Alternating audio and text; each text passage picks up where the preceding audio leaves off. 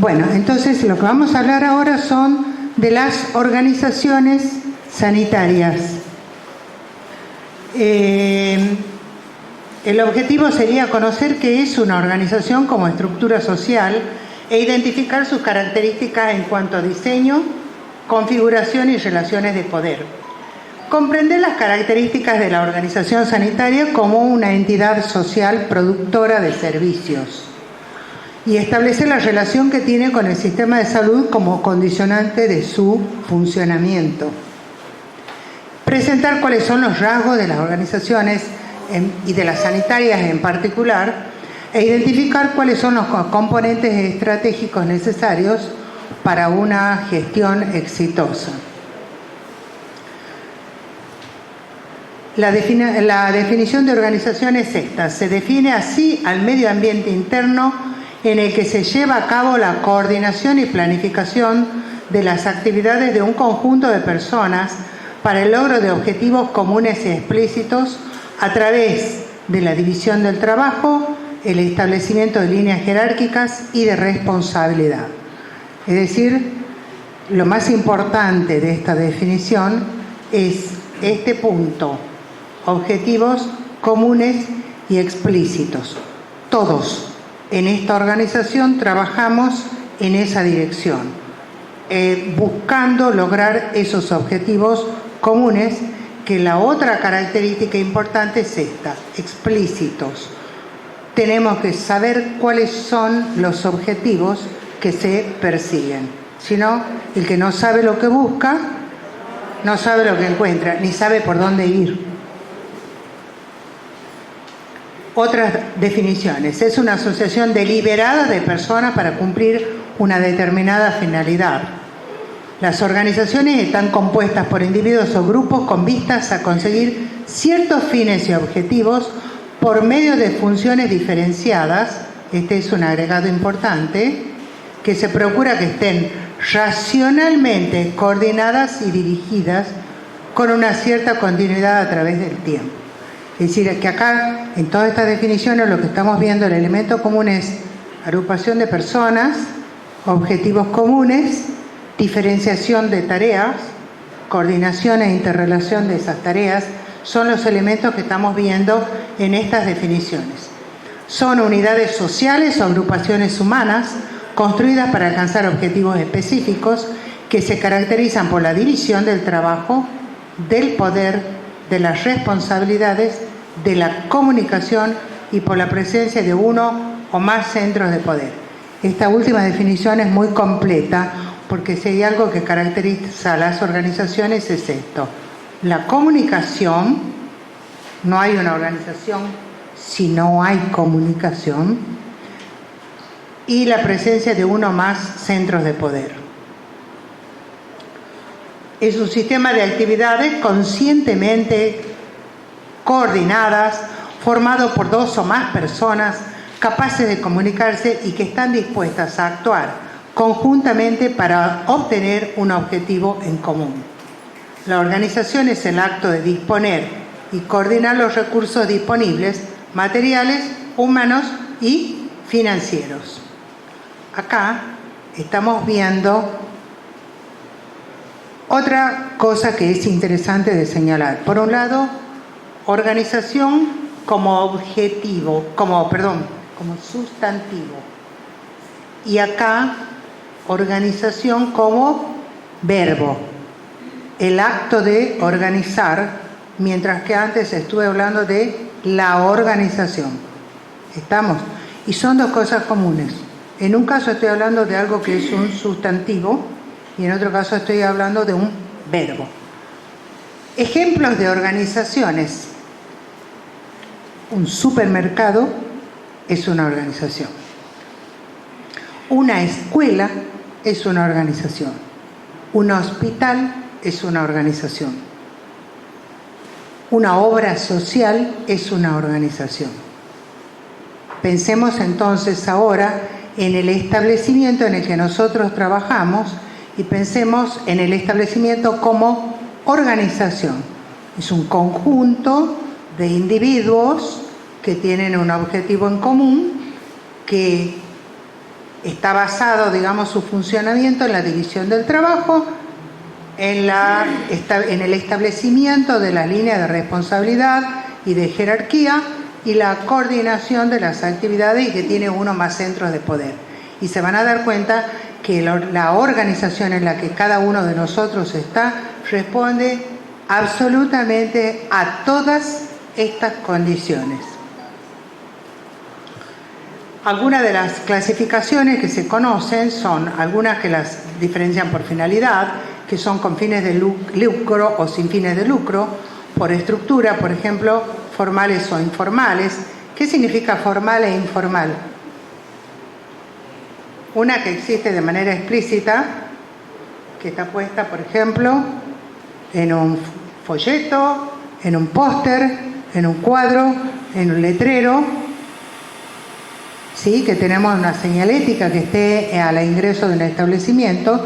Y lo informal es aquello que existe, pero no está explícito en ningún lado, pero se siente en todos lados, ¿sí? Es la organización informal que existe por debajo de la otra, que es formal y visible. La organización formal también, muchas veces, la organización legítima. ¿Qué significa legítima? Que tiene una base legal. Es decir, el director es una autoridad legítima, porque tiene una designación, un nombramiento que lo dice. Y hay otros líderes que son ilegítimos, pero no porque sean delincuentes. Son ilegales, pero no porque sean delincuentes, sino porque no tienen una base legal, sino que son líderes en la realidad. Entonces, formal e informal, ¿sí? Explícita o implícita. Formal.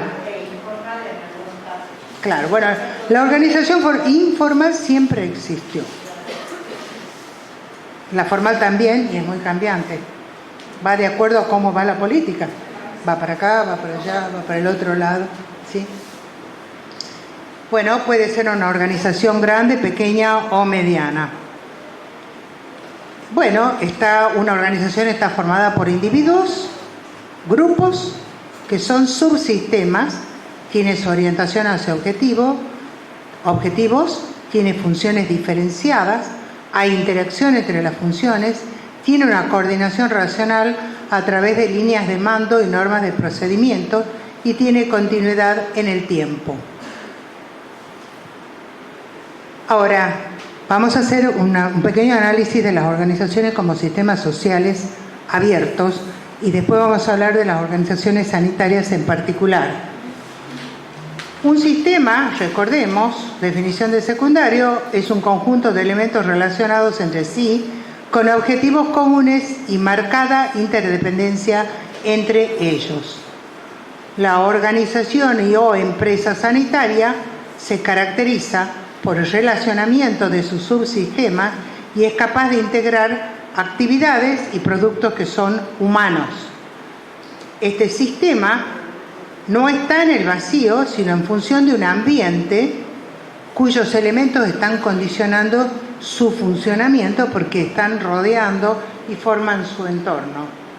Entra un insumo o input que se toma del exterior. Ese proceso, ese insumo o input es transformado merced a un proceso y sale un producto o output, ¿sí? Que son los efectos resultantes del proceso interno del sistema. ¿Y qué es un proceso? Bueno, es una secuencia sistemática de operaciones para producir un resultado dentro del sistema.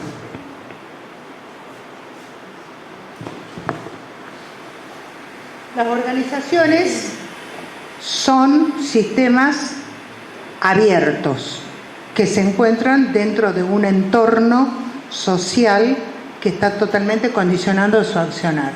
Y el producto de las organizaciones, y ya ahora estamos hablando de las organizaciones sanitarias, es un servicio a las personas de atención de la salud.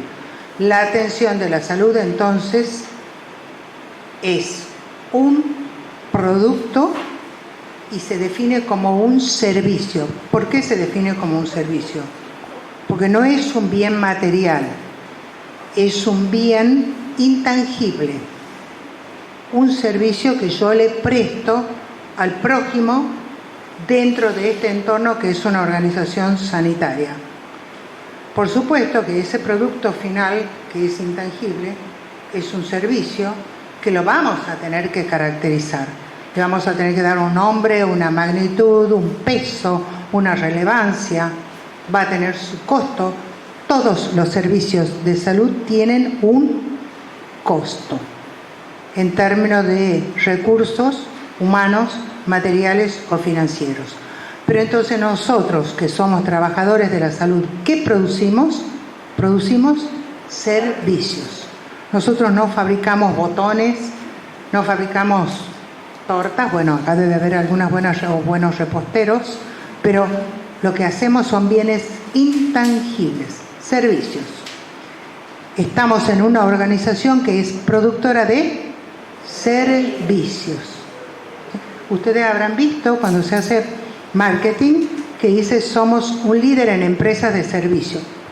Están refiriéndose a esto, a que su producción son bienes intangibles. Están inmersas en un sistema complejo, deben adaptarse permanentemente si son inestables, poseen una organización formal versus una informal, poseen una autoridad administrativa versus una autoridad profesional. Los grupos cooperan en algunas esferas y compiten en otras, ¿sí? El producto es la prestación de un servicio continuo. Estos productos cooperan en algunas esferas y compiten en otras.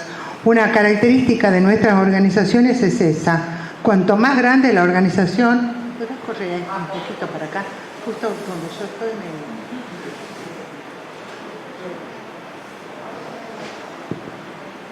Las organizaciones sanitarias, cuanto más complejas son, más fragmentadas son y más ocurre esto. Los grupos cooperan en algunas... Ay, Dios.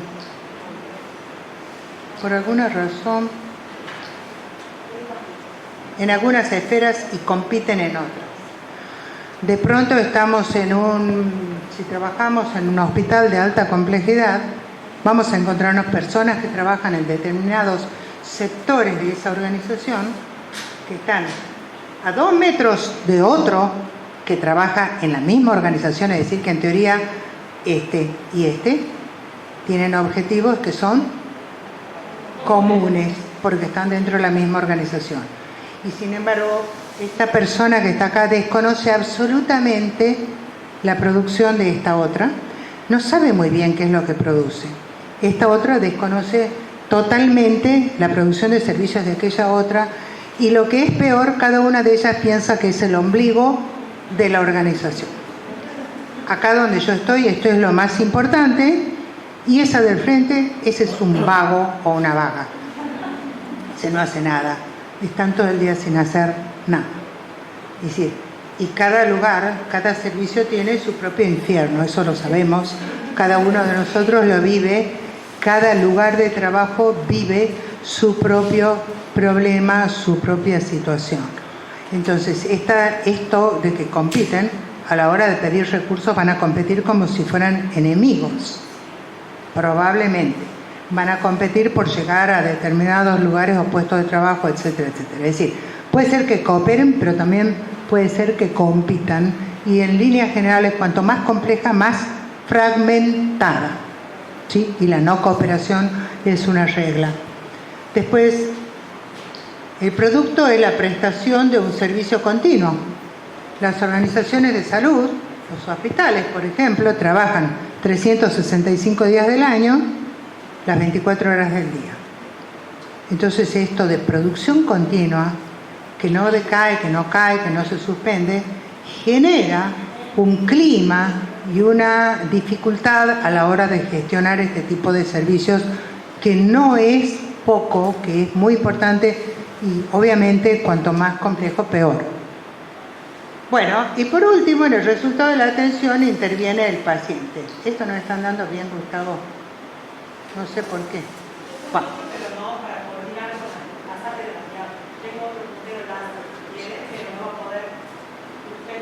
Bueno, no importa, si nomás sí, ya estuvimos así hasta ahora, no hay problema. Esto que interviene el paciente es muy importante. ¿Por qué? Porque el éxito de la atención depende de qué. A ver,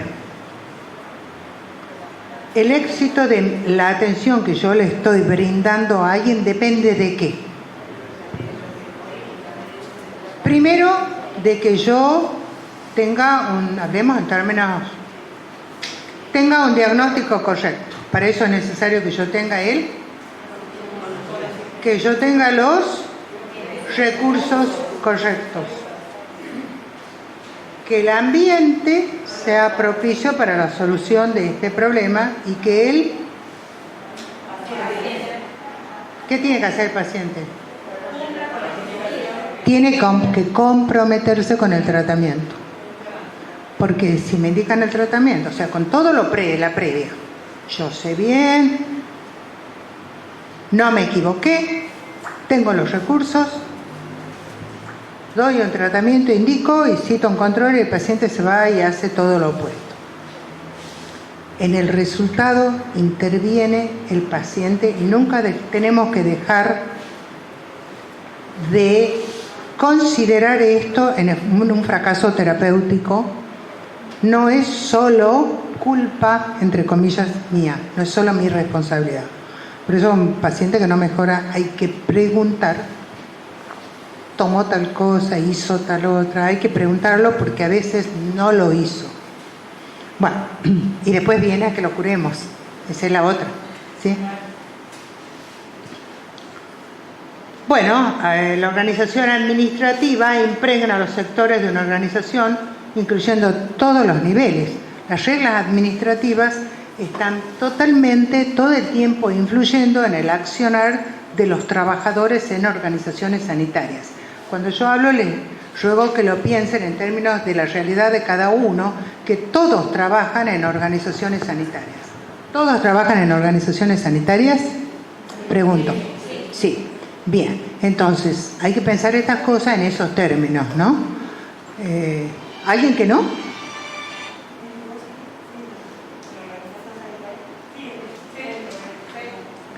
Se gestiona recurso humano profesional, es decir, el recurso humano profesional está en lo que se llama la cadena de producción del producto final que dijimos que era un servicio de atención a la salud. Bien, acá tenemos al profesional médico y de otras ramas de la salud en la cadena esta de producción del producto final. ¿Eso es bueno o es malo? ¿Es bueno tener médicos en el medio? ¿Así piensan ustedes? ¿Quiénes de ustedes están en puestos de conducción de un establecimiento? Bueno, hablemos dentro de unos años. Porque básicamente la formación médica, en líneas generales, tiende a ser individualista, tiende a ser opuesta a la supervisión, tiende a ser opuesta al cumplimiento de las reglas y normativas. Entonces, tener un profesional médico, sí, tenemos aquellos que colaboran y tenemos aquellos otros que siempre protestan. Tenemos aquellos que son los transgresores habituales, tenemos aquellos que no cumplen nunca, ¿sí? Los transgresores habituales que cumplen y los transgresores habituales que encima no cumplen. Es decir, no es bueno el médico en la cadena de producción. No es bueno. No es bueno. Y son, además, la cultura, ahí está, la cultura profesional es individualista y autónoma, opuesta por definición a la supervisión. Entonces, si siempre van a cuestionar. Sí, doctor.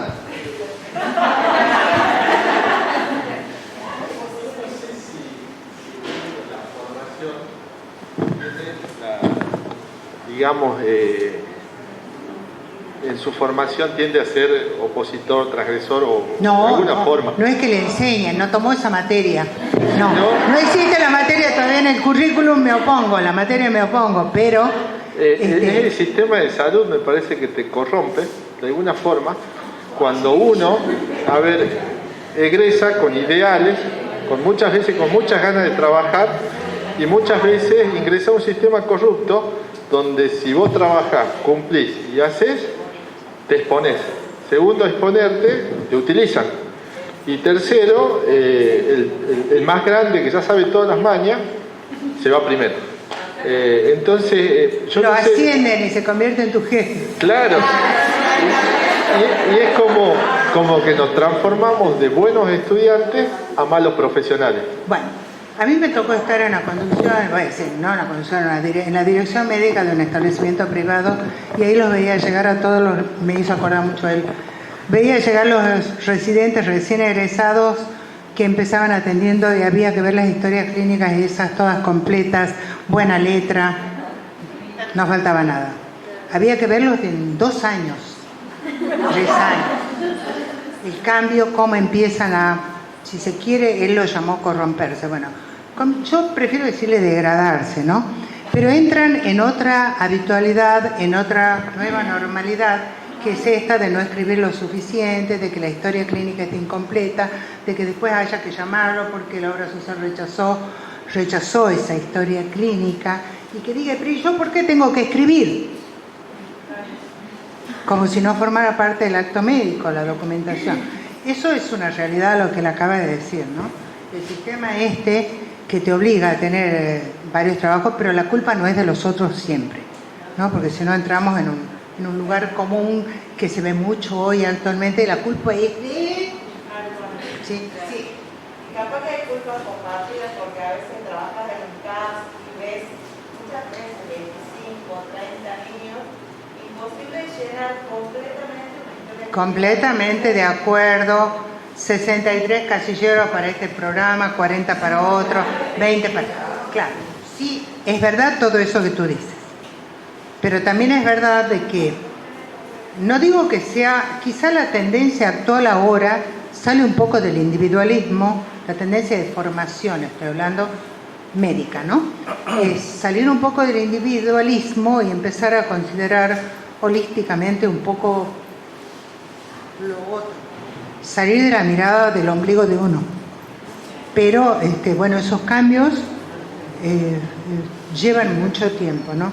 A los mismos estudiantes les cuesta mucho salir de la mirada individual, que es la mirada por ahí clínica de aprender sobre este paciente, y yo lo digo porque estuve en una materia que era rechazada por la mayor parte de los estudiantes, muchos de los cuales deben haber sido ustedes, que es salud pública, que la detestaban, porque ¿para qué van a estudiar todo eso? Bueno, pero tiene que ver con esto, los procesos de formación influyen mucho en esto, y para que haya una transformación de eso va a pasar mucho tiempo. Pero después el sistema de salud es una máquina de picar carne y realmente transforma una persona, ¿no? Lo transforma, lo convierte por ahí en un producto no tan deseable. Sí. Háblalo fuerte.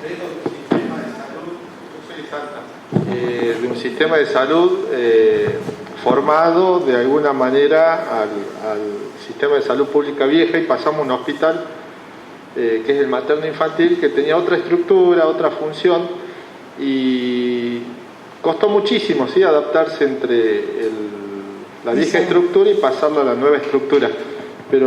Y también tengo conocimiento de otros hospitales que siguen intentando transformar la estructura vieja nueva, y lo que yo veo es que el único cambio que se pudo, o sea, que es real, es hacer un hospital nuevo, hacer que ingresen los que quieren ingresar y los que quieren trabajar de esa forma, y tener todos los mecanismos de control. Porque si uno intenta... Además fue un cambio, el cambio estructural del materno infantil fue violento. Vino un equipo de afuera, implantó algo y no entró a preguntarle a nadie si quería o no quería. Fue una cosa así, se implantó, tuvo muchísima crítica, pero instaló un modelo y después se fueron. Es decir, sí. Yo me acuerdo de la crítica en los primeros tiempos del Hospital de Materno Infantil de Salta, que la atención no era humanizada, que se había perdido la atención, la relación médico-paciente. Escuché muchas críticas en Salta sobre eso. Pero bueno, es lo que hay, como quien dice. Hoy en la actualidad, en las instituciones, una institución como el Hospital de Niños, en la cual debe estar muchas personas acá. Yo estuve en ese hospital, trabajé muchos años en el Hospital de Niños. Conviven las viejas estructuras de personas que están en esta línea, ¿sí? Y personas jóvenes que están en la línea que ha contado el doctor, la gente que está formándose, que tiene ideales, que quiere hacer las cosas bien, y están conviviendo dentro de la misma institución. ¿Y qué hace la organización? Lo que hace es un poco aislarlo y más bien dejarlo que vaya alejándose solo a ese que no cumple o está dentro de los viejos cánones y ya no es de alguna manera como útil para el establecimiento, ¿no? Y bueno, hasta que se producirá o no un proceso de transformación de ese establecimiento, que esperamos verlo en algún momento, pero ese establecimiento como cualquiera de los otros. Hoy por hoy la cultura del sistema de salud provincial ha cambiado también mucho con respecto a lo que era cuando yo trabajaba en el Hospital de Niños. Entonces es lógico que haya un proceso de transformación y de adaptación, ¿sí? Yo diría que está mucho mejor ahora. En algunas cosas está mucho mejor, por ahí algunos otros viejos valores, algunas cosas por ahí pueden haberse perdido. Bueno. Doctora. Sí. Con lo que hablaba el compañero, puede ser que esto vaya de la mano por ahí de la falta de auditoría o de evaluación de servicios o de valorar la producción de servicios. Sí. Hay muchos servicios, por ejemplo, en los hospitales que no tienen, digamos, conocimiento de gestión y no se evalúan bien los servicios que producen.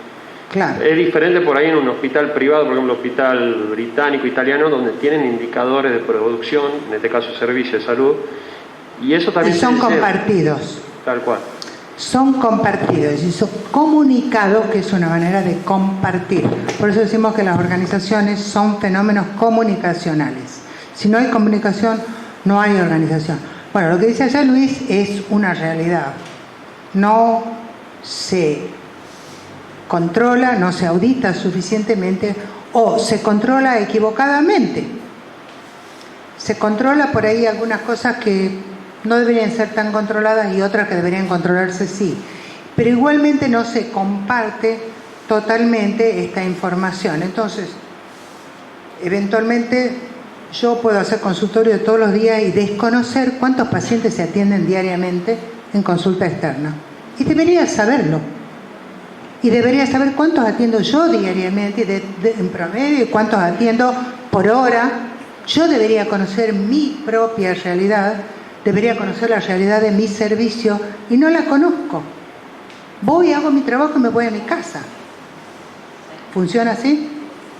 Bueno, entonces eso forma parte de esta realidad que tenemos ahora, que bueno, porque no es una organización, es una organización a la que le falta este círculo, ¿no? Que lo vamos a ver un poquito esta tarde, que es el círculo de la gestión, ¿no es cierto?, y las mejoras de calidad y todo esto, que hace que las organizaciones funcionen de esta manera como unida y una vuelta. Yo produzco esto, soy evaluada, mi rendimiento es bueno, regular, bajo, por lo tanto voy a recibir tal o cual incentivo o remuneración o castigo.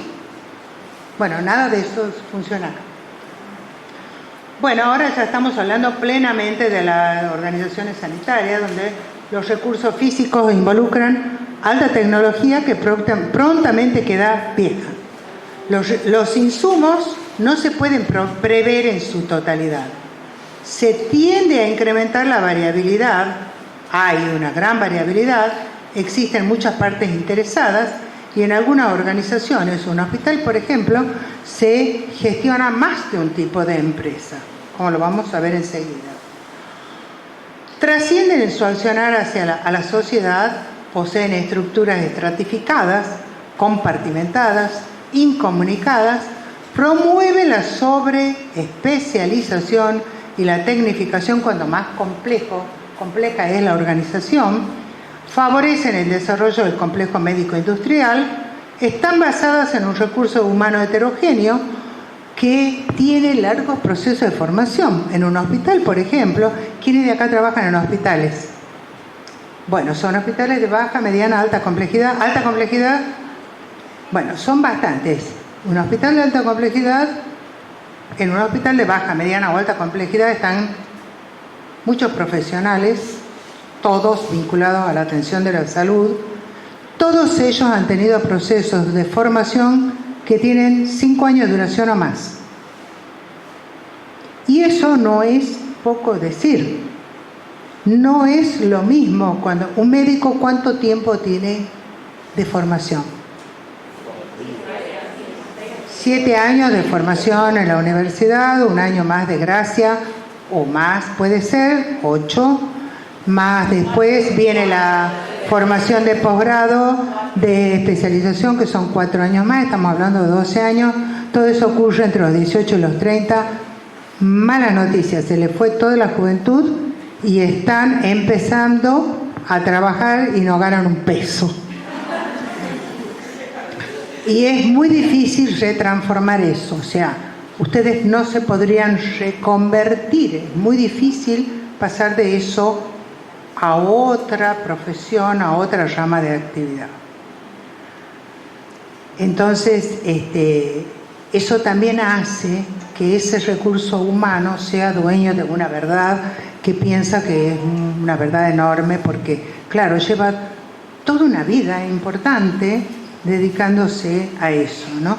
Y si pensamos en una enfermera tiene 3 años de formación, enfermera o enfermero, tiene 3 años de formación para obtener un título intermedio y de ahí tiene, en teoría, 2 años más de licenciatura, que nunca son 2 años, suelen ser 4 o más, porque les lleva mucho tiempo hacerlo, porque ya están trabajando, pues la licenciatura es difícil, digamos, de lograr. ¿Hay enfermeros o enfermeras acá? Bueno, un enfermero o enfermera que sea licenciado en enfermería tiene 7 años de formación, calculen como mínimo.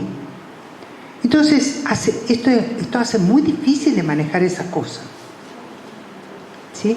No es gente que ha salido del secundario y ha hecho un curso de capacitación, es gente que lleva muchos años, los mejores de su vida, en un periodo de formación personal, que ha hecho, digamos, esa elección con muchos ideales y con mucha vocación, y que, bueno, cuando llega ahí se encuentra con la cruda realidad de lo que es, digamos, sin querer deprimirlos porque hoy es sábado, salgan de acá y tómense un algo. Bueno. Entonces, como modelo de organización, mencionamos que el hospital es un modelo de organización sanitaria, es un tipo de organización sanitaria que responde a todas estas exigencias. Cuanto más complejo, más fragmentado; cuanto más complejo, mayor cantidad de centros de poder hay. Existe todo esto de la organización formal e informal. Están los líderes legítimos, es decir, los que tienen el nombramiento, y están los líderes ilegítimos de alguna manera, porque no tienen nombramiento, pero no menos vigentes y no menos importantes, que son los líderes científicos, por ejemplo, los que son los líderes humanos de determinado tipo de grupos. Están los líderes gremiales, ¿sí? Están los líderes carismáticos, están los líderes que tienen el poder de transferencia de conocimientos, están los líderes situacionales, esos que se agrandan en un momento de crisis. Es decir, todos esos son centros de poder dentro de esa organización. Y bueno, en la gestión va a haber que lidiar con todo eso, va a haber que manejar todo eso, ¿no? También en un hospital ocurre esto, que se gestiona más de un tipo de empresa. Por un lado tenemos la prestación de servicios sanitarios, es decir, la atención de la salud propiamente dicha. Por otro lado tenemos los servicios educativos, que es la formación de profesionales de la salud, ¿sí? Porque el hospital colabora, todos ustedes deben haberse formado en hospitales a los cuales concurrían durante su grado y durante su posgrado. En un hospital se hace investigación de tipo clínica, epidemiológica y de gestión, y se generan productos de valor. En un hospital se gestiona la empresa hotelera en la cual nadie piensa. Ustedes no piensan en la empresa hotelera, salvo que se tengan que quejar de ella. Es decir, aquellos que trabajan en hospitales, ¿quién piensa? ¿Alguien sabe lo que es economato? ¿Qué es el economato? No, la parte que se encarga de la hotelería. Es decir, economato se tiene que ocupar de todo lo que es ropa de cama, de todo lo que es lavado, de todo lo que es limpieza, gestionar todos los insumos, comida, no, lo que es reparación es mantenimiento, que es otra área técnica que no está a cargo de economato. Es decir, gestionar la parte hotelera de un hospital de envergadura es una empresa con características propias, porque los productos sanitarios no son iguales que para un hotel. Aunque sea hotelería, es hotelería de un hospital. Yo voy a necesitar más ropa de cama, más insumos de limpieza. Si tengo un lavadero propio, voy a necesitar máquinas enormes, voy a tener que tener mi propio planchadero, voy a tener que lavar de una manera afiebrada ropa, voy a tener que producir de manera o tener el acceso de manera continua a ropa nueva porque se degrada fácilmente y rápidamente. Es decir, y no hablemos del tema alimento. El alimento no es un alimento común, es un alimento según prescripción médica. Además va a haber que lidiar con los gustos personales, que a mí no me gusta, que esta comida está sosa, no tiene sal, no tiene gusto, es comida de enfermo. 2 días internado y se quejan de la comida. Digo, pero 2 días, estaba enfermo. ¿Qué tan importante era la comida que no le importó? Qué bien que lo atendieron, qué bien que lo operaron, qué bien que salió de acá, pero se quejó de la comida. Porque la comida es un núcleo muy importante de interés en la vida del ser humano. Y no hay que dejar de tenerla en cuenta. Gestionar la cocina es muy difícil. Bueno, entonces la empresa hotelera es una empresa que tiene una envergadura importantísima para cualquier hospital que tenga internación. Ustedes, los médicos, los que hacen consultas externas, ¿algún día piensan en la hotelería? Seguro que no. Van a la sala, atienden a un paciente, ya está. La ropa de cama, la comida y si estaba rica o no es un problema de otro sector. No me incumbe, ni siquiera lo noto. Es transparente. No solo ustedes, el público en general tampoco. Solo lo nota cuando se queja, cuando reclama por eso. Bueno, ¿cómo la estructura organizacional es la forma en que un hospital o una organización cualquiera ha delineado que van a funcionar sus recursos físicos, humanos y financieros? ¿De qué forma? Sobre la base de la división del poder y de las relaciones de autoridad que existen. Y toda esa forma en que está organizada se expresa por un gráfico llamado organigrama. Un organigrama, entonces, es una expresión gráfica de una organización, de la organización sanitaria llamada hospital, CAPS, sea lo que sea. Entonces, el principio de autoridad en un organigrama se tiene que reflejar la delegación de la autoridad, las relaciones de autoridad, los niveles de decisión y responsabilidad, los grados de supervisión y, en cuanto a la división de trabajo, en el organigrama se debe reflejar esto que estamos diciendo, la división departamental o la que exista dentro de la organización, la dimensión de la plantilla del personal, las líneas de comunicación directa y flujos de información. Todo eso se debe reflejar en una expresión gráfica. Pregunta: ¿conocen ustedes el organigrama de su establecimiento? ¿Sí o no? Levanten la mano los que sí. 1, 2, manos arriba. 5, 6, 7.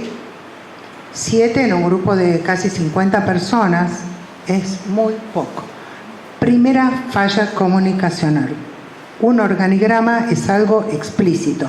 Además, no es algo explícito solo para los integrantes de la organización, tiene que ser algo explícito para el público. público. Por lo tanto, el organigrama debería estar a continuación de ese cartel grande que dice Hospital X. Ahí debería estar el organigrama.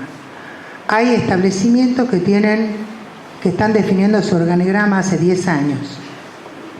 ¿Qué les dice eso del establecimiento? Me está diciendo a mí que no sabe cómo tiene dividido el trabajo y que no sabe cómo tiene delegada la autoridad. Así de una. El primer defecto comunicacional es que los integrantes, debe ser algo explícito y los integrantes deben conocerlo. Y si tengo que hacer varios organigramas, una cosa es que cambien las personas, que cambie el director de un hospital, pero la organización es algo mucho más estable.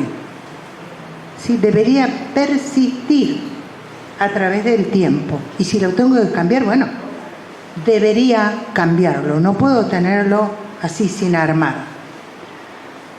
Bueno, algunos tipos de organigramas son, por ejemplo, cuando se refieren a una organización los llamamos microadministrativos.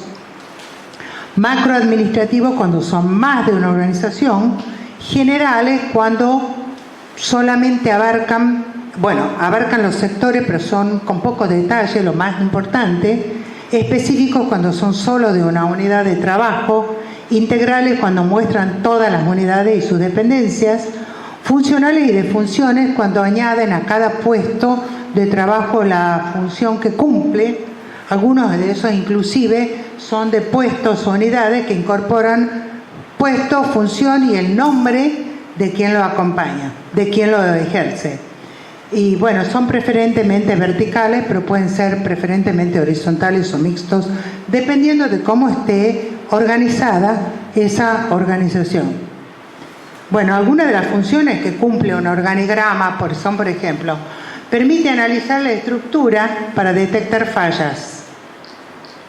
Algunas de las situaciones más importantes que pueden ser encontradas por este método son fallas de control interno, duplicación de funciones, departamentalización inadecuada, funciones importantes que se han descuidado, falta de unidad de mando, falta de claridad respecto al tipo de autoridad que está dentro de una línea de trabajo, desequilibrio en la estructura, etc.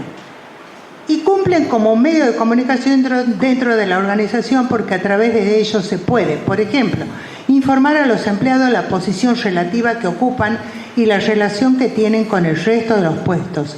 Informar a terceros interesados en la organización cómo es la estructura. Facilitar la comprensión acerca de las posibilidades que tienen los miembros de ascender. Mostrar a los nuevos empleados un cuadro global de la estructura a la que acaban de ingresar, etc. Es decir, que yo tengo un organigrama en la entrada.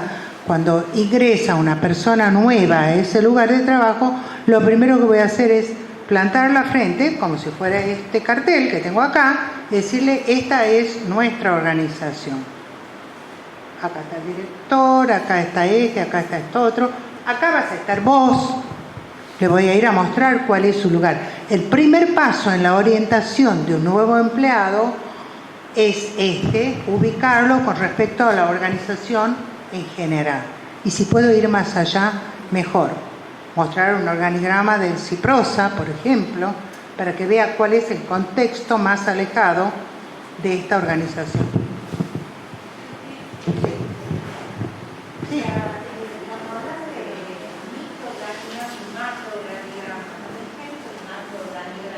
El organigrama de un hospital. Ahora voy a mostrar algunos ejemplos. Ah, bueno, perfecto. Voy a mostrar algunos ejemplos. Un hospital, por ejemplo, un macro puede ser, por ejemplo, el de puede ser un hospital, dependiendo de lo macro que sea ese hospital, de lo complejo.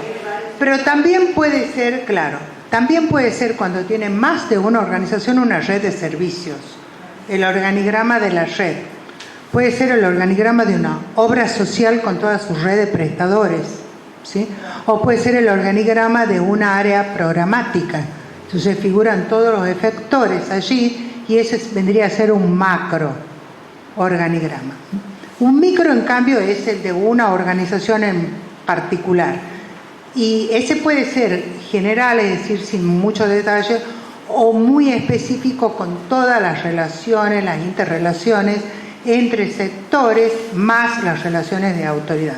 Voy a mostrar ahora algunos ejemplos de organigrama, pero entonces lo que ustedes deberían tratar de hacer es conocer el organigrama de dónde están. Bueno, acá tenemos, van a estar en la presentación, el PDF que voy a dejar, para que los vean con un poquito más de detalle, porque esto, por ejemplo, es un organigrama de un servicio de alimentación. Esto vendría a ser un organigrama específico, es de una unidad de trabajo, que es el servicio de alimentación. Lo que podemos ver acá es que arriba está la dirección del hospital, bueno, están todas las autoridades acá, va generando a jefe de servicio de alimentación. No muestran este organigrama de ese servicio, qué es lo que hay por arriba del jefe de alimentación antes de llegar a la dirección. Seguro que hay un subdirector, seguro que hay un jefe de departamento. Bueno, no aparece acá. Y bueno, después está el detalle. Cada cuadro de esto significa una división de trabajo. Así que como principio general, cuando yo veo un organigrama con muchos cuadros, ¿de qué estoy hablando?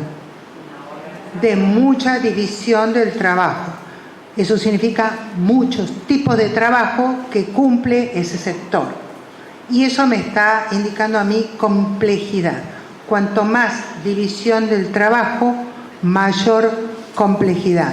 Así que cuando yo veo un organigrama de un hospital de baja complejidad, tiene pocos cuadritos y algunos de los cuadros tienen el nombre de las personas. Y hay algunas personas que tienen dos funciones. O sea, realizan dos trabajos. En un organigrama complejo veo muchos cuadros, muchas divisiones de trabajo y veo muchas líneas de poder y no veo ningún nombre. ¿Sí? Bueno, acá estamos viendo la división del trabajo de esto, ¿sí? Y estoy viendo que, por ejemplo, algunos de estos hay uno que dice encargado de prioridades, nutricionistas de consulta externa, nutricionista clínico, es decir, de alguna manera está definiendo la función, el puesto de trabajo y la función. Este organigrama de entrada me está diciendo, es de un servicio de pediatría. ¿Qué me está diciendo? Es un organigrama específico porque es de una unidad, de un servicio. ¿Sí? Bien. Y acá tenemos mucha división del trabajo. Estamos hablando de un servicio muy complejo, que tiene muy dividida, tiene unidad de hospitalización, unidad de cirugía, unidad de consulta externa y unidad de neonatología. Es decir, y cada una de ellas, estas son las rosadas, y cada una de ellas está dividida en una serie de posiciones laborales diferentes. Acá de un grupo de hospitales privados de España, también me está hablando, esto podría ser, si es de un grupo de hospitales privados, podría ser un macro organigrama respondiendo a lo que preguntaba hace un rato la doctora Micheli, ¿no? Y ahí veo varios prestadores que están definidos, ¿no? Bueno, en una organización pueden haber grupos de trabajos, pueden haber comités, pueden haber equipos. Un grupo de trabajo es un grupo de personas que se reúnen para hacer algo en particular. Un equipo de trabajo puede ser un equipo de trabajo ad hoc, es decir, a propósito de este trabajo, es decir, es un equipo temporario, pero que trabaja como equipo que tiene su diferencia con un grupo. Tiene una estructura mucho más organizada y mucho más estable. Y más definida, digamos, las funciones que cada uno desempeña. Y un comité es un grupo de trabajo multidisciplinario reunido formalmente para tratar un asunto o tema específico. Por ejemplo, comité de docencia, que puede ser un departamento, depende, hay hospitales de alta complejidad que tienen departamentos de investigación y docencia. Hay otros que tienen comités de docencia e investigación. Suele ser un comité estable. Otro comité estable es un comité Bueno, el comité de infectología es más un comité de farmacoterapéutico que hace vigilancia, el que hace infectología, y también tiene que hacer el aconsejamiento para la selección de medicamentos. Comité de historias clínicas, ¿sí? Hay comités de ética, comité de seguridad del paciente. Bueno, cada institución define. Estos son grupos ad honorem, voluntarios, están formados por expertos y sus opiniones no son vinculantes. ¿Qué significa eso? Que solo hace recomendaciones y la institución puede tomarlas, no está obligada. Bueno, el modelo organizativo más conocido de una organización es el modelo Mintzberg, que era un académico canadiense. El modelo Mintzberg distinguía tres partes.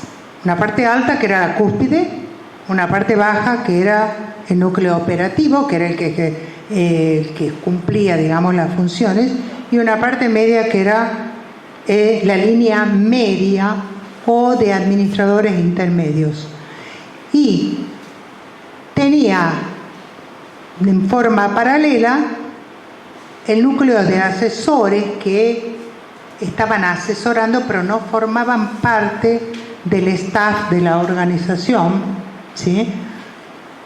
Esta vendría a ser, ¿no? Ahí tenemos el ápice estratégico, la línea intermedia y el núcleo de operaciones, a donde estamos nosotros.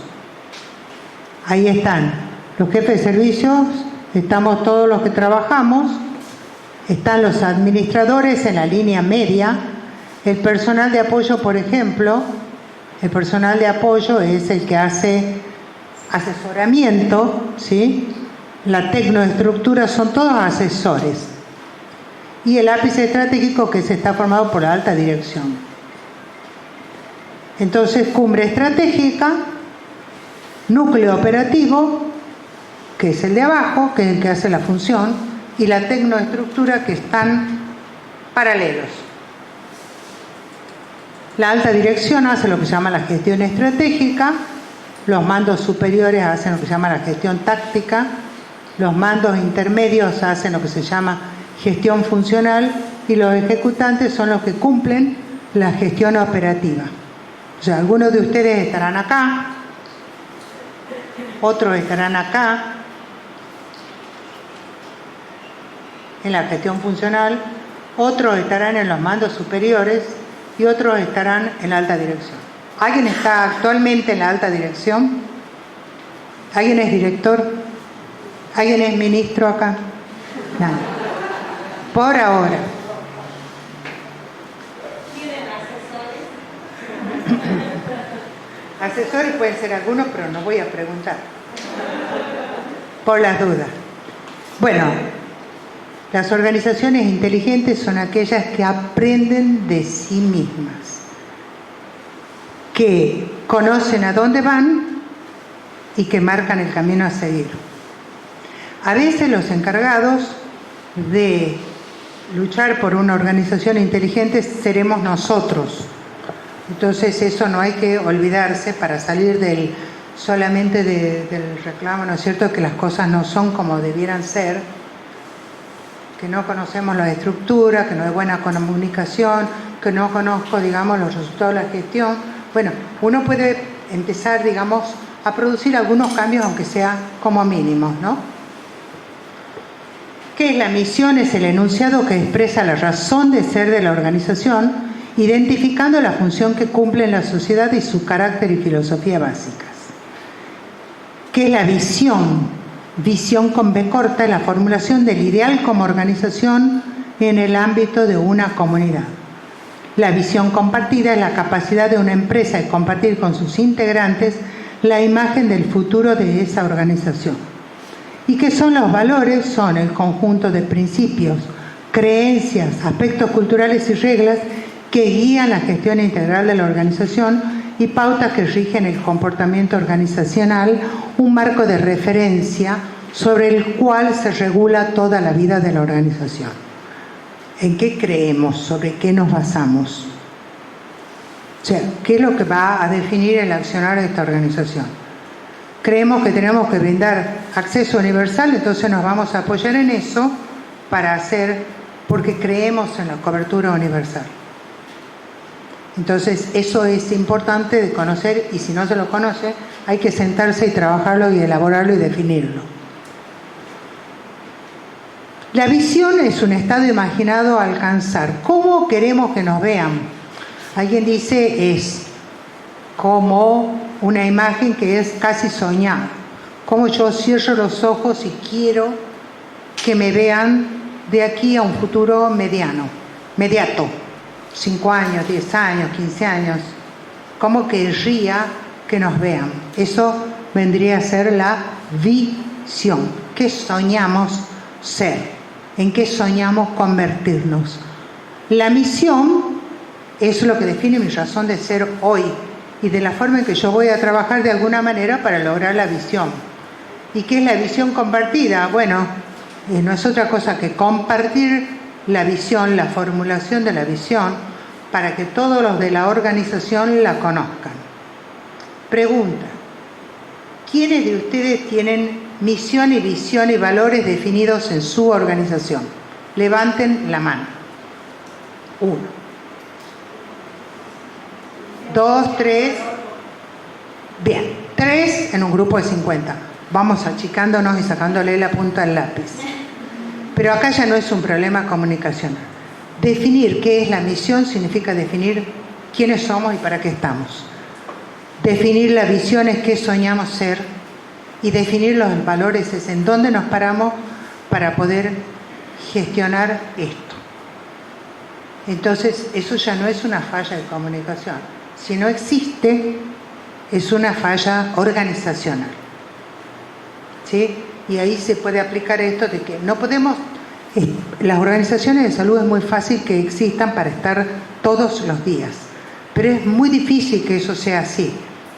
Tienen sus objetivos, solo que no se han tomado el trabajo de formularlos. La formulación de la misión y la visión tiene que ser explícita, publicada en todos los sectores y cada uno de la organización. Yo tengo que entrar y en mi vestuario, donde yo me cambio de ropa, tengo que encontrar la visión y la misión. A donde yo voy a firmar, voy a encontrar eso. En el área de consulta externa, a donde yo trabaje, tiene que estar.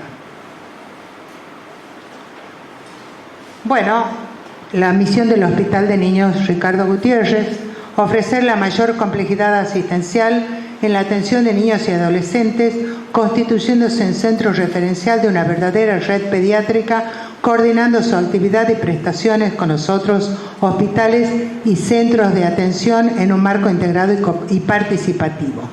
El hospital estará, como siempre, centrado en el paciente y en las necesidades de la comunidad, con un perfil asistencial de docencia e investigación.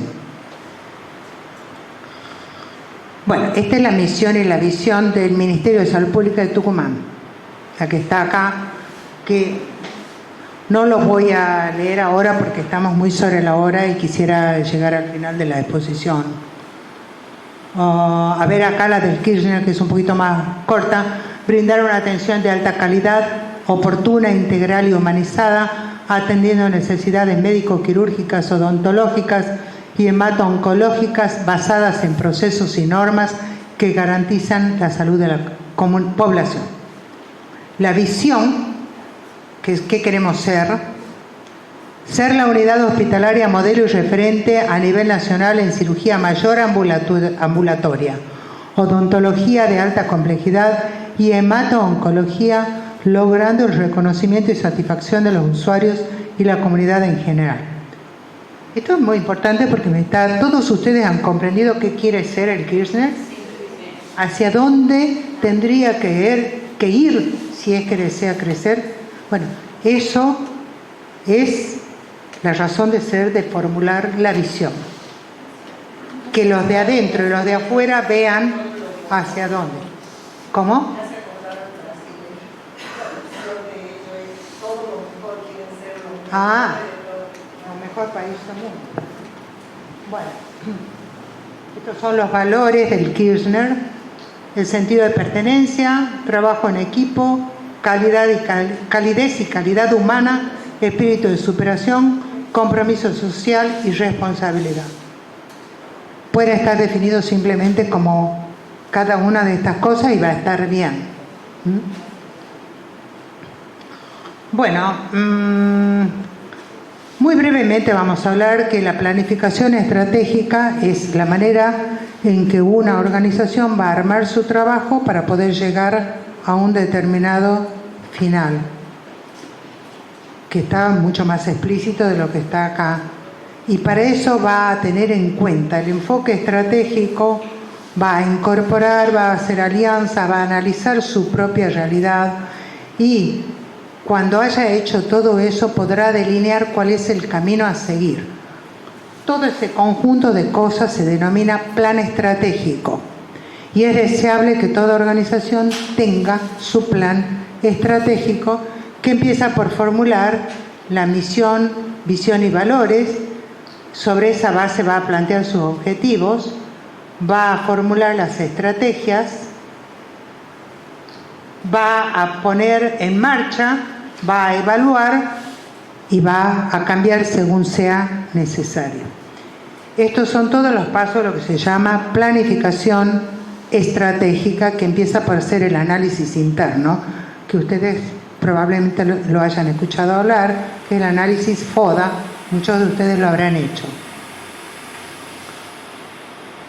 Bueno,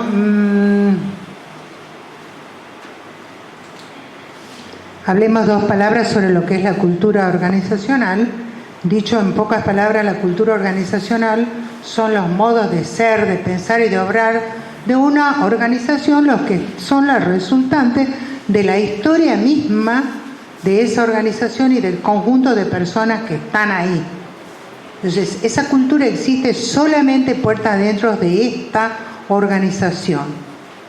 Y no es la misma que una que está en la vereda del frente, que se parece mucho a esta, pero esta tiene su propia cultura y aquella tiene su propia cultura. Es como si fueran dos familias. Cada familia tiene su formato, su forma de ser, su modo de actuar, y otra familia de personas que tienen un mismo estándar, un mismo nivel, una misma educación, son totalmente diferentes. Bueno, esto es así. Y cada regla en una organización se da en el marco de esa organización y no de las puertas para afuera. La cultura es el conjunto de valores, necesidades, expectativas, creencias, políticas y normas aceptadas y practicadas por una sociedad. Son los modos de pensar, creer y hacer cosas en la organización, sean o no formalizados, estén o no establecidos, son aplicados por sus integrantes mientras pertenecen a esa organización. Es un marco de referencia compartido que se refiere a los valores aceptados y reconocidos por todos y cada uno de los integrantes, quienes definen cómo actuar y resolver en la organización. Es un componente activo y dinámico porque todos los días se forma y todos los días se modifica. Y es un conjunto de prácticas, definiciones, conductas, rituales, valores, conceptos y símbolos que reciben un valor y un significado compartidos dentro de esa organización. Pero son los modos de hacer, las rutinas mismas de una organización. ¿A qué hora se sirve un desayuno? ¿A qué hora se hace un café? Todo eso tiene valor aquí adentro. Algunos de los factores que determinan la cultura son factores que relacionados con el entorno, por ejemplo estos, el escenario físico, la historia de la organización, ¿qué dice? Y yo leo la idiosincrasia, los grupos que existen y los líderes, los procesos culturales por excelencia y factores que son propios de la organización como sociales y tecnológicos de la misma, cuáles son las políticas económicas, cuáles son los recursos físicos, en qué zona geográfica se encuentra. Todo eso va a influir, digamos, en la cultura organizacional. Y es muy importante porque la cultura organizacional puede hacer fracasar el mejor de los programas, el mejor de los planes. Hay que tener en cuenta y hay que trabajar con la cultura como aliada, no como adversa, ¿no?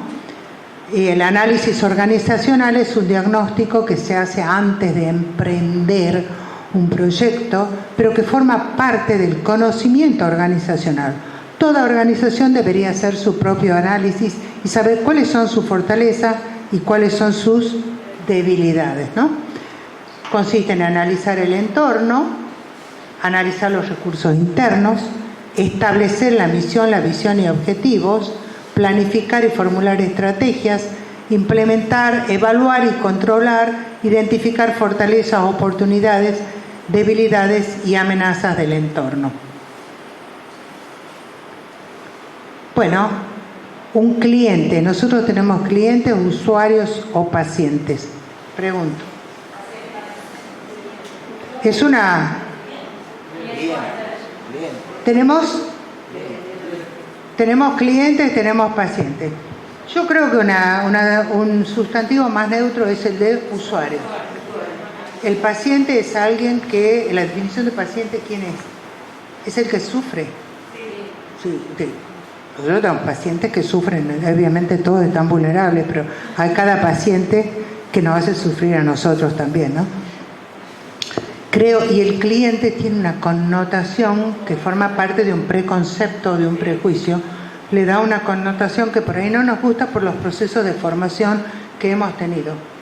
Pero resulta que el cliente pareciera tener más derechos que el paciente, en términos de la realidad.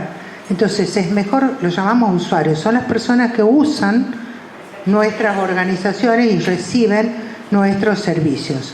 Pero a los fines de la equivalencia, si hablamos de clientes, pacientes o usuarios, es lo mismo, estamos queriendo decir lo mismo, y este tiene una definición de las normas ISO, que como ustedes saben es un sistema de acreditación de procesos. Lo define como la persona u organización que podría recibir o que recibe un producto o un servicio destinado a esa persona u organización o requerido por ella. Es decir, son nuestros pacientes, nuestros usuarios, nuestros clientes. Sí.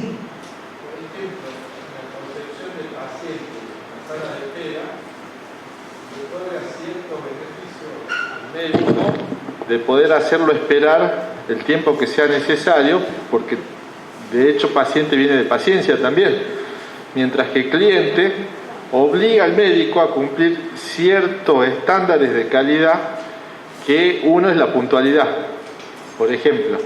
Entonces la concepción, digamos, entre paciente y cliente también tiene una connotación que hace como un feedback hacia el prestador que obliga a brindar la cierta calidad al usuario. ¿Es una connotación o es un preconcepto? ¿Todos comparten este criterio? Por ahí no. Por ahí no es un pensamiento compartido ese, doctor. Eventualmente no debería ser así, que si estoy acá ante clientes, yo cumpla con el horario, con determinada regla, y me voy allá con pacientes y cumplo otra cosa, porque en ese caso realmente la diferencia se está dando desde mí. Pero además porque la organización aquella está siendo tolerante con eso, que no debería serlo. Creo que nosotros tenemos que empezar a pensar de que es un usuario que recibe nuestro servicio y que debería tener exactamente los mismos derechos, porque mi trabajo está siendo remunerado seguramente aquí y allá. Si eso fuera la diferencia. Y eso no debería serlo tampoco, porque si me he comprometido a atender allá, lo tengo que hacer con la misma vara, creo yo, o debería ser, ¿no? Lo que pasa es que es real que existe una connotación que pareciera ser que el cliente, si yo digo cliente,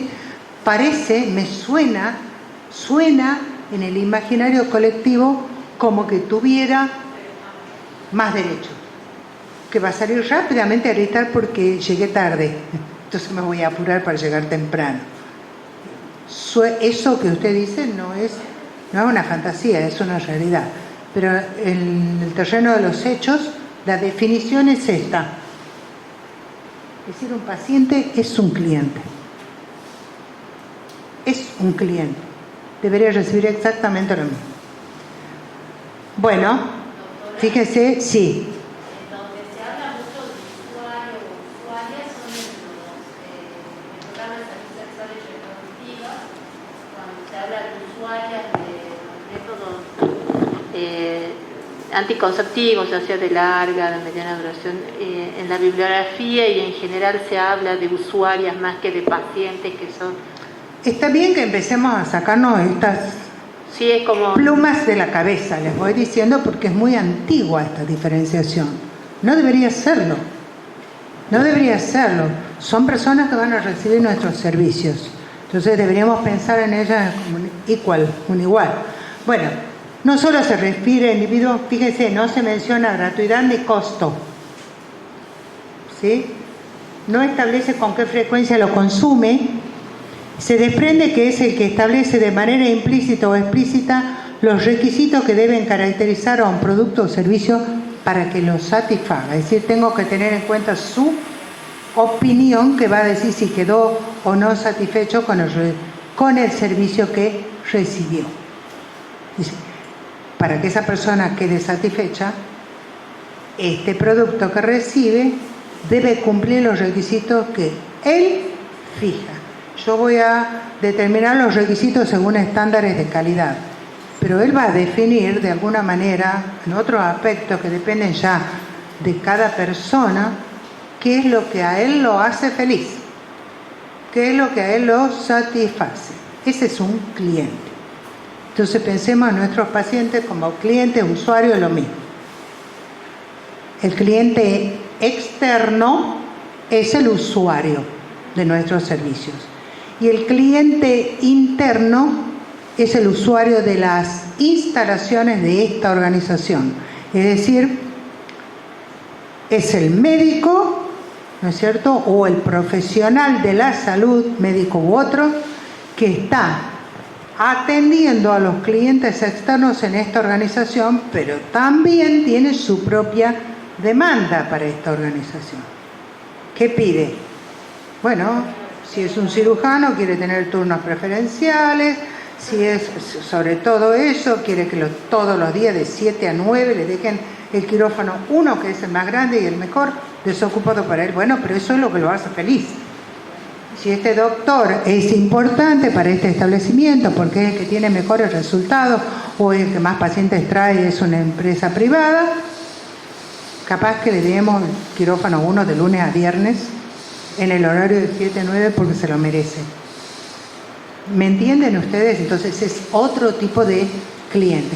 También, por ejemplo, los profesionales que están dentro de una organización son clientes internos. ¿Cuándo? Cuando le dicen a la organización, no tengo lo suficiente para trabajar en consultorio externo.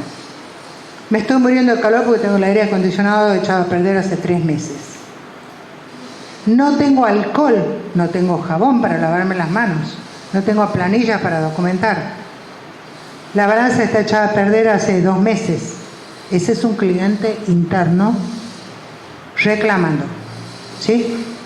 Entonces, cuando medimos la satisfacción de nuestros clientes, tenemos que medir la del cliente externo y la del cliente interno. ¿Ustedes qué son? Ustedes son todos clientes internos, salvo cuando están... Y entonces pasan a ser nunca se olviden de eso.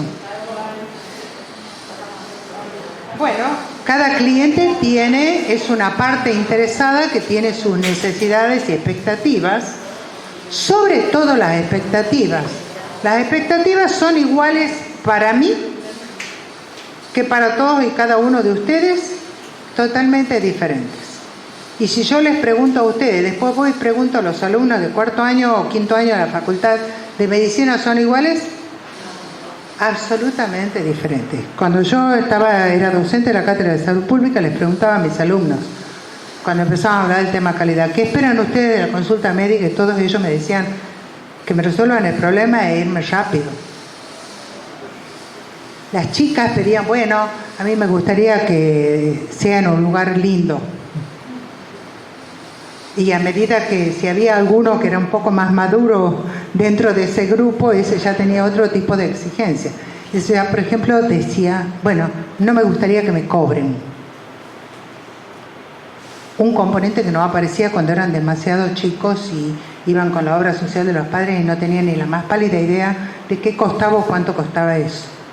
Entonces hoy día, si yo les preguntara a todos ustedes, cosa que no vamos a hacer, pero sería sumamente interesante de ver qué espero yo de una consulta, veríamos que son totalmente diferentes de acuerdo a la edad, el sexo, de dónde vienen, qué han hecho, en dónde están trabajando actualmente, cuál es su condición de vida actual. Es muy diferente de una persona a otra, qué se espera como condición para que uno quede satisfecho con un producto.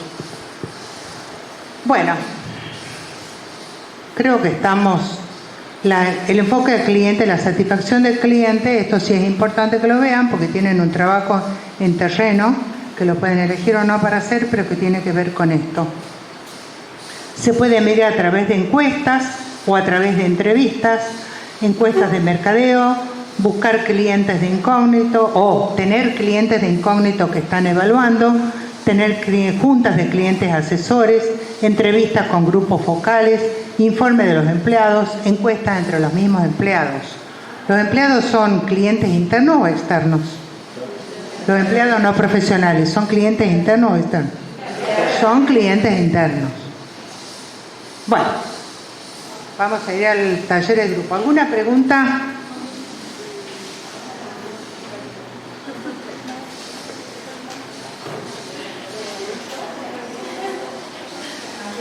¿Muertos o han entendido todo? Han quedado muertos, esa es mi conclusión.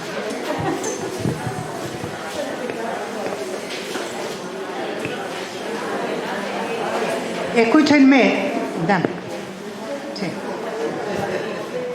Ya tienen, se van a agrupar, entonces no sé cómo tienen la distribución de papeles, pero vamos a trabajar con el taller que dice organizaciones sanitarias.